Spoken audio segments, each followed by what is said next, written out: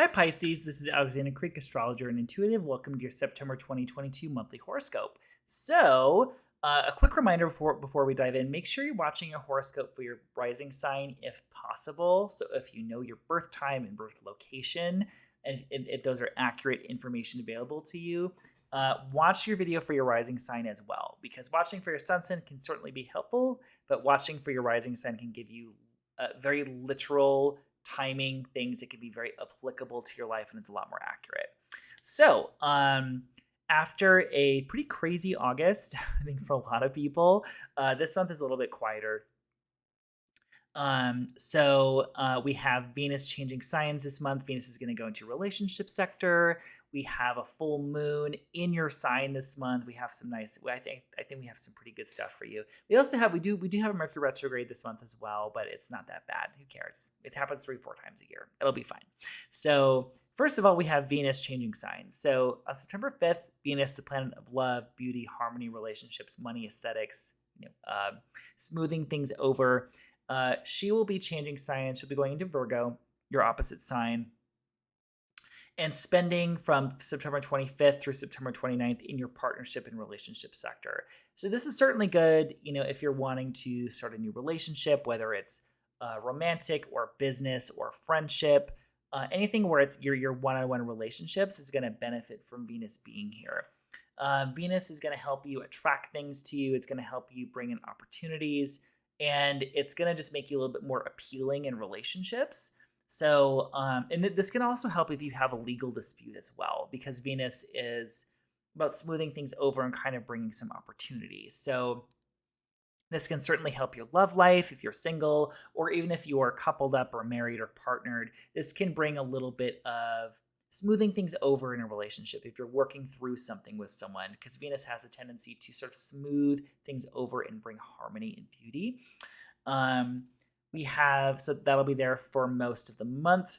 On September 10th, we have a full moon in Pisces. And we also have Mercury stationing retrograde on the same day. So a full moon brings fruition, culmination, completion, release, illumination, awareness, or news. So this is going to be in your sign. So it's who you are as a person. It's like a completion of a cycle, releasing something, something coming to fruition in your personal life. This can be like also about you maybe changing something about your identity and how you approach things. It can be very much about your personal energy and your physical body. So I think you're really going to feel this full moon. I do feel this is like a deeply spiritual time for you as well. Because this full moon is going to be conjunct Neptune, or it's pretty close to conjuncting Neptune. Neptune is this planet of intuition, of higher realms, ethereal types, the ethereal realms, and like intuition and dreams over logic. So I would really pay attention to your dreams, your gut feelings, your vibes. This is a very vibey kind of full moon. This is not a time of necessarily logical thinking. Logical thinking is perhaps not going to be the greatest around this time. And just because Neptune has a way of making things kind of fuzzy. And so if you have to like really kind of think through something, do something rational, it's like maybe best to kind of put that decision off for a day, wait till that full moon has passed, because it is more about connecting with your dreams, with your intuition, listening to your feelings, and there's likely to be some sort of completion or culmination in your life, like releasing something around this full moon. This full moon, and I would say it's very emotional. It's very connected to how you're feeling and your emotions, because Pisces is a water sign. Neptune is, Neptune, Poseidon, it's water. So there's a lot of this sort of emotion, intuition over logic. This full moon is also going to be squaring Mars, the planet of action, energy, and conflict, which is in your fourth house of home and family. So there may be a lot more action or heat or motivation relating to your home, to real estate, or to your family from around the end of August 2022 through March 2023. So it may be that you have to make some kind of decision or assert yourself, or like you're like something has to change. It could be that kind of energy, and it could be relating to you, who you are, your personal life, your relationships, and your home and family life. At the same time, you also have, let's see, Pisces, Aries, Taurus. Okay. You have Uranus in Taurus right now. And this full moon is making a really nice sextile. So, like a harmonious aspect to Uranus, the planet of disruption, surprises, and like rebellion. So, it could be that you have like a sudden idea for some type of communication project. You may all of a sudden want to take some kind of class or certification that comes out of nowhere, or there could just be something kind of bubbling, something exciting kind of bubbling up relating to siblings or your local community coming up around this full moon. But there's just this feeling of like unexpected kind of opportunity, energy relating to this full moon for you. So again, I do think it is a very personal kind of full moon, of personal culmination and completion for you. So also on September 10th, we have Mercury stationing retrograde. So Mercury is the planet of communication. And when it stations retrograde, I want you to pay attention to September 10th, 11th, October 1st, and October 2nd, around those times, because when Mercury stations, from our vantage point, it looks like it stops moving. When it changes directions, it just looks like it stops moving. So anything related to communication, to travel, to technology type things, there's just more mishaps, more delays. Things go on the fritz around that time because Mercury is just more unstable when it looks like it's not moving. So I would just pay attention. And if you need to back things up, if you need to back up important documents, and just be aware of like, you may just want to put off making big plans around those times. Or like if you're on September 10th and you're like, I need to make all these plans and schedule things, we just wait a day. Otherwise, Mercury is going to go retrograde, and it's a time of reflection, of reviewing and reassessing. And Mercury will be going retrograde in your 8th house of finances. So you may be reassessing, re-looking at things, reflecting on investment accounts, retirement accounts, investor money, credit cards, mortgages. You may be thinking about refinancing or redoing something in this area, or like stocks or something like that. Any sort of assets that you have that sort of belongs to other people, that you're sharing with other people, that's not like liquid assets. And this can also be that you're rethinking of how you share resources with other people. So it could be that you're looking at how you share resources with a partner or with other people that you share money or energy with. Because the 8th house can also be about like death and transformation. So it's not that you're gonna die. Okay, this is more thinking about like, what do I think? It's like, what do I think happened? It's sort of like maybe reviewing your connection to spirituality. Your like you could be really thinking about like, what happens like when I die, like who am I going to leave my money to, like what about my estate, like those kinds of things.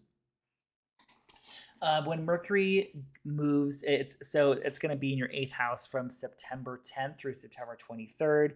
It will be backtracking into your 7th house when it goes into Virgo on September 23rd. So you may be reassessing and reviewing how you operate in relationships, or your established one-on-one relationships. This is romantic partners, business partners, any relationship that has a one-on-one kind of energy to it. And also, it's just any of those one-on-one relationships. So it's like, how do I want to be in relationships? Like, how is this going to work? Or just rethinking those kinds of dynamics.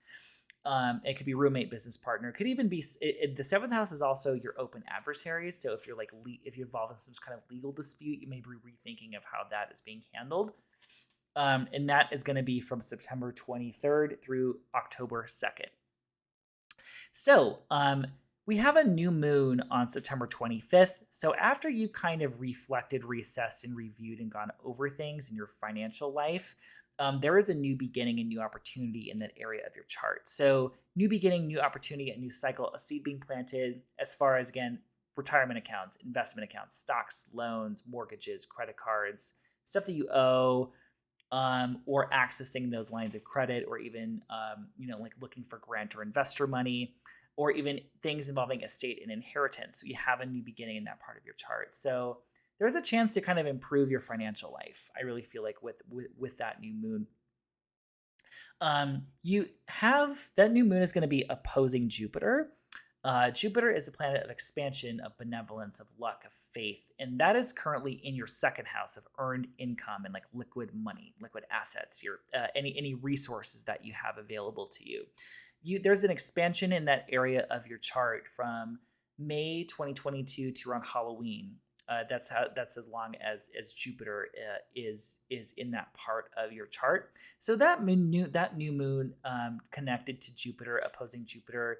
I feel like there's some financial opportunities here. There's some new beginning for a fresh start, for a reset with your finances, and for really kind of putting your best intention out there and being optimistic that's going to work out for the best. Is really kind of what I feel like here. I would say though, with this new moon opposing Jupiter, is make sure that you're not expanding too much, because an opposition is still, it's like an aspect of balance. And Jupiter can kind of overdo things or do things in excess. So it's kind of like you may want to watch for not spending as much as you're not like spending as soon as it comes in, or overestimating or over being too optimistic. But it still encourages optimism and faith. But I would just say have a level head when it comes to finances this month. So that's what I have for you guys. So I hope that's helpful. If you are listening to the audio, please, I would love a 5-star review that helps people find my podcast. If you're watching the video version of this on YouTube, please leave a comment, maybe letting me know, what is happening for you this month. What are you excited about? What happened in August that especially relates to your August horoscope? And then please subscribe to the channel. I am offering a sale on clairvoyant readings this month. So if you ever wanted a psychic reading, talk to your spirit guides, or kind of want to know what's ahead for you, need guidance, any kind of life issues, and want to, that's when I tap into your higher self, and my guides be like, okay, this is what I see happening for you. So I'm running that all month. I'll leave a link to that in the show notes and in the comments. And of course, if you want deeper insight on your birth chart, or if you want a detailed analysis of what is coming up for you this year in your year ahead forecast, I do those as well. You can book that on my website, dogstaroracle.com, dogstaroracle.com. And of course, I'll leave the link for that website in the notes and in the comments on YouTube as well. So have a wonderful rest of your month, and I hope to see you soon. Bye, guys.